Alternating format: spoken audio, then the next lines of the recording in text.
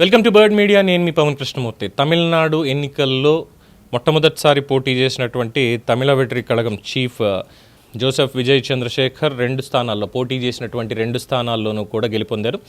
పెరంబూర్ నియోజకవర్గం అలాగే తిరుచి ఈస్ట్లో టీవీకే చీఫ్ విజయం చేశారు. పోటీ చేసి రెండు స్థానాల్లోనూ గెలుపొందారు. ఇక తమిళనాడులో పార్టీలు కూటముల వారీగా వచ్చినటువంటి ఓట్ల శాతం చూస్తే విజయ్ టీవీకే పార్టీకి మొత్తం 1,28,00,000 ఓట్లు వస్తే డిఎంకే కూటమికి 1,17,00,000, ఏఐఏడిఎంకి కూటమికి 1.08 కోట్లు. మార్జిన్ కూడా చాలా తక్కువ డిఫరెన్స్లోనే ఉంది. బట్ ప్రజలు మాత్రం విజయ్ని ఈసారి ఎన్నుకోవడం జరిగింది అనేది చాలా స్పష్టంగా తెలుస్తున్నటువంటి అంశం. సో 110 సీట్లతోటి టాప్లో ఉన్నాడు ప్రస్తుతానికి విజయ్.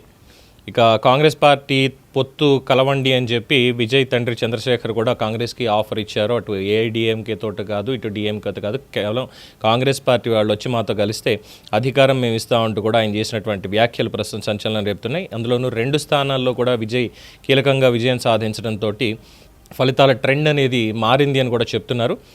110 స్థానాల్లో ఆధిక్యంలో ఉన్న సందర్భంలో కాంగ్రెస్ పార్టీ ప్రస్తుత పరిస్థితి మీద కీలక వ్యాఖ్యలు చేస్తూ కాంగ్రెస్కి గొప్ప చరిత్ర సాంప్రదాయం ఉన్నాయి, ఇలాంటి పార్టీ ఇప్పుడు ఎందుకు బలహీనపడుతుంది, అధికారంలో లేకపోవడం దానికి కారణం వేరే పార్టీలకు మద్దతు ఇస్తూ వాళ్ళు ఉనికిని కోల్పోతున్నారు, వాళ్ళకి కావాల్సిన అధికారాన్ని మేము ఇస్తాం, మేమే కాదు విజయ్ ఇవ్వడానికి సిద్ధంగా ఉన్నాడు, ఆ శక్తిని పొందితే కాంగ్రెస్ తన చరిత్రను నిలబెట్టుకోవచ్చు, వారి అవకాశాన్ని సద్వినియోగం చేసుకోవాలి అంటూ సూచించారు. ఈ వ్యాఖ్యలతో టీవీకే పార్టీ భవిష్యత్ తమిళ రాజకీయాల్లో కింగ్ మేకర్గా కాకుండా కింగ్గానే నిలవాలి అని చూస్తోంది అన్నటువంటి విశ్లేషణలు కూడా మొదలయ్యాయి. ఇది ప్రస్తుతం అందుతున్నటువంటి బ్రేకింగ్ న్యూస్.